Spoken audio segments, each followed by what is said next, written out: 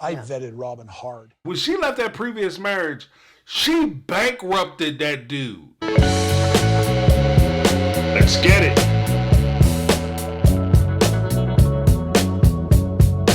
For a long time, as I was observing a lot of what was going on with the Sister Wives cast and the show Sister Wives, one of the things that's always kind of struck me about the relationship with Kody and his wives, or at least the OG3 wives, has always been the idea that Kody has always presented himself as a person who wasn't genuinely in love with these ladies. And I know that that's hard to hear. And maybe early on there was a time where Kody felt differently or whatever the case may be. But to me, I always kind of felt that Kody was in that camp. That at least from what I saw on screen from the time from season 1, episode 1 to moving forward to season 18, all the way through to the tell-alls, that Kody has always been kind of in flux of a position where it's not that he necessarily loves his wives as much as he loves the things that they do for him. And there's a distinct difference between those two things. Like, people may not love you, but they love having you around. They love the fact that you might give them a ride to work. They might like the fact that you are cool enough to where people want to be around you or hang out with you, or you get invited to the cool parties and they want to go to the cool parties, so they love hanging out with you because you're so much fun. But the moment that you stop being of use to them, the moment that they are no longer interested in the things that you can provide for them, or they no longer need you to provide those things for them, then their use for you is gone, and then all of a sudden, magically, so is their love for you is also gone. Now, I think part of that, too, comes down to where Kody is looking at the OG3, and he started to take for granted where they stopped and he began. He started to think that a lot of the things that they were doing for him, he was actually doing for himself. These things are happening for me because of who I am, not because of who I'm with, and not because these ladies are contributing at any point to my life. It's because I am who I am. My kids are having a great time because of me. I go to I have these big family gatherings and it's amazing, and all the kids come out and everybody's enjoying everybody else's company because I'm such a good dad and such a good provider and I'm such a good man. That these things are possible, not realizing that Christine was the event planner. She was the one that was holding the family together. She was the glue that maintained a lot of these relationships.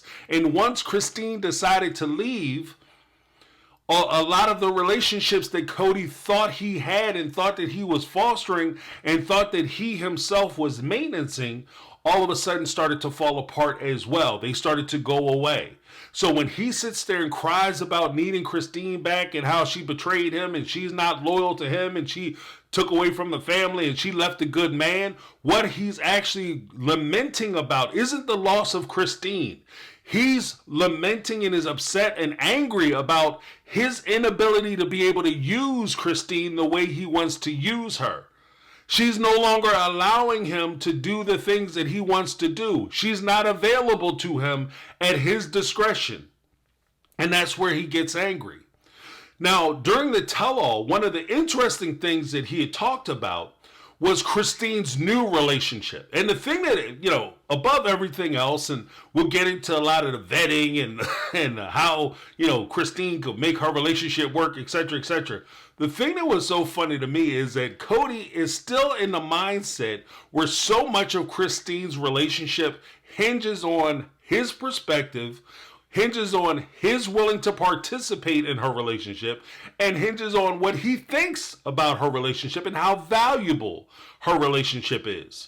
This is echoed throughout the entire thing. Well, if she really loves him, the way that she can prove her love for David is by convincing me that she actually loves him, convincing me that she's actually moved on. And then once I believe that, then I may very well write off and make this relationship official. But until I'm convinced, this relationship isn't real. This is the mindset that Christine is dealing with. And to be honest with you, when you're dealing with somebody who is that selfish, it is exhausting. It's crazy town. You're on an express train to crazy town, and at the same time you're exhausted because you're trying to figure out, like, does this person not realize that we're no longer together? Like, maybe he needs to get the note. Like, I don't know. Like, oh, the relationship isn't over till I say it's over. Like, she's about to get whole ass married, but then again, for Kody, it's like, well, it does. I don't know if she's really in a relationship with him. Okay. Kody believes that he's a good man. Now, I've been reviewing this show for a little while now, and I got to tell you, I've called Kody a lot of stuff, but a good man has never been one of them. Like, you're not a good man, you're not a good father, you're just generally kind of a crap person, so I don't know where you're getting this from. I guess it adds to the description and adds to his torment and his pain. But let's take a look and see what Kody has to say with regard to Christine walking out on a good man. Christine has to destroy my character, or David doesn't feel like he can marry her because she left a good man. I don't think he feels that way at all. I think I'm being very honest with you. That would be my suspicion. No, he doesn't feel that way at all. Good. He just kind of feels like, you know what? A marriage didn't work out. Yeah. There's a divorce that took place, and now I'm meeting this woman where she is right now. I vetted Robin differently than that. I vetted Robin hard because I had to know that she didn't leave a good man before I was going to marry her and take a chance with that. What? What the fuck? Stop it. Get some help. That's right. Stop it. Get some help. Because watching this show, we could clearly see anybody who knows anything about the outside of periphery of the Brown family experience, as it's been reported on a lot of YouTube channels. I can't take any credit for the investigative reporting and the follow-ups and all the things that have been done with regard to the situation that Robin left and how she left her previous marriage. Let's start there. When Robin left, I vetted her so hard. I vetted her. Apparently, you forgot to ask the question. What happened in that previous marriage? When she left that previous marriage, she bankrupted that dude. He had a business. Her ex-husband had his own business. By the time she left, he had to fold his business up because she ran up so much debt on him. She financially ruined this guy. Cody's like, I vetted her so hard. Well, maybe you weren't asking the right questions. His vet was like, well, if I come down there for 5 hours, what are we going to be doing? That's his vetting. Because clearly you weren't doing, you weren't asking any tangible questions about how she pursues things and how she views marriage and relationships. That also gets into the point of this. When he sits there and talks about, I vetted her so hard and I wanted to make sure she didn't leave a good man. Did you go to Preston and ask Preston for permission? Just like you're asking David to come to you and ask for permission? I bet you didn't. I bet you didn't have a whole conversation with David, or I think her ex-husband's name is David or Preston David, whatever. I know you didn't go to Robin's ex and ask him for permission to date Robin. I mean, that would be funny the same way Robin's sitting there, I need the permission off camera. Did you go to Preston and tell him, I need your permission off camera so that I can date Robin? Did you do that? I don't think so. Because that's crazy town. That's crazy pants with extra crazy sauce. But you didn't do that. And then you start talking about the idea of counseling this man and telling this man how he should conduct his relationship. And I got to make sure that, she didn't leave a good man because she left a good man. And I guess in Kody's interpretation of this whole thing, a person can't leave a good person. So if Kody declares himself a good man, she can't leave unless she has a reason. This also goes back to a faulty premise that I think Robin had earlier when she said, I don't see a deal breaker. Kody's saying, I don't see a deal breaker because I'm a good man and she has to forgive anything I do. So if I don't come around her house, I don't spend time with her kids, I don't spend time with her, I have her financially bankrupt because each one of those people had declared bankruptcy at one point because of things that Kody wasn't providing for, which we'll get into in a moment. All these things had happened, but you're still a good guy. And it doesn't matter what you do to her. As long as you don't feel like you're a bad guy. She has to stay. You don't need a reason to break up a relationship. I don't need somebody to come to me, beat on me, punch on me, cheat on me, for me to say, you know what, this isn't working out and I need to go. Those terrible things obviously are a reason to leave. But they don't have to be present for you to realize that you're investing in something that's never going to pay off for you. And it's not worthwhile. Christine, she could have gone another 30 years. She spent 30 years in. She could have gone another 30 years with this dude. And maybe he never would, do anything overtly abusive to her. He financially, maybe mentally, and other forms of neglect and abuse. Maybe he did all those things to her, but he didn't do anything overt. He never blacked her out. So therefore, it's okay. And to me, that's a ridiculous notion.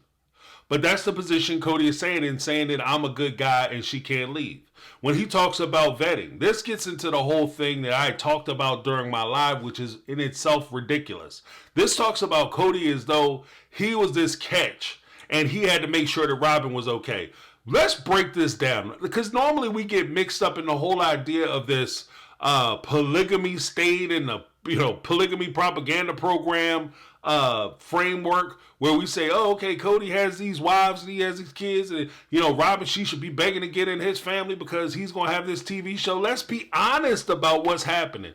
Robin is sitting there about to come into a family with a guy who's supposed to be vetting her hard to see if she is deserving to come into his family. But Kody, you got 13 kids. You got 3 baby mamas. 2 of those baby mamas had recently declared bankruptcy because you weren't financially taking care of them. And you're looking at her and making her ask the questions, looking down your nose at her because she's a divorcee with 3 kids? That's insane to me.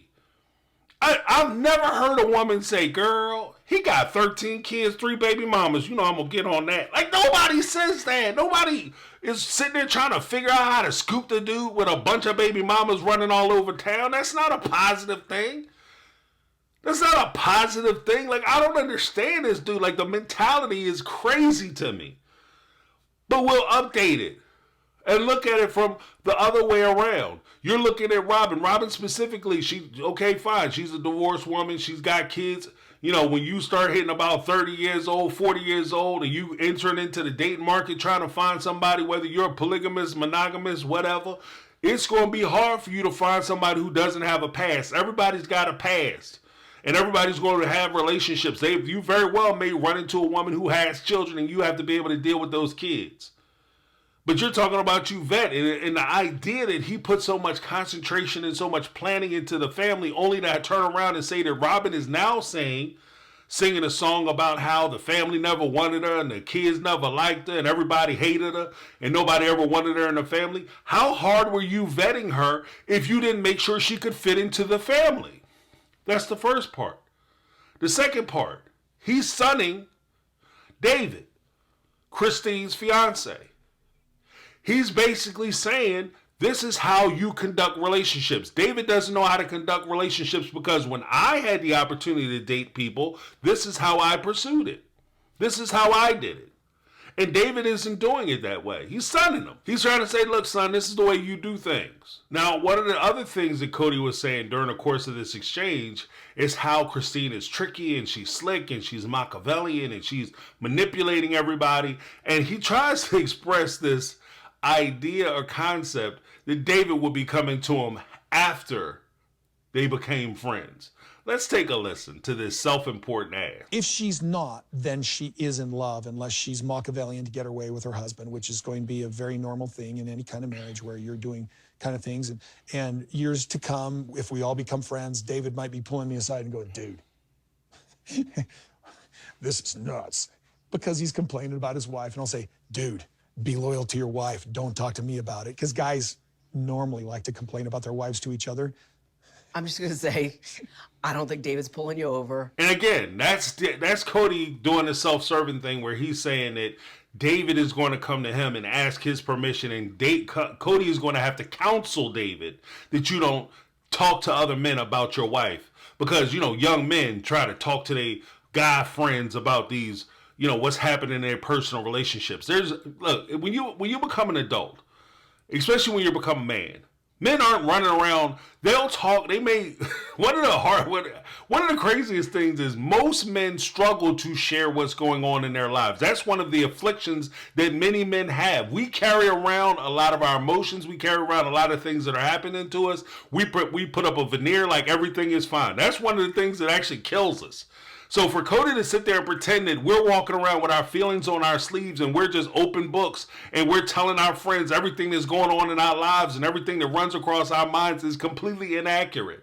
For the most part, I've never had an experience where guys may come out and be like, man, you ain't gonna believe what she put me through. But if that conversation happens, that's usually between two friends who are very, very close and they're confiding in each other. And that conversation only goes so far.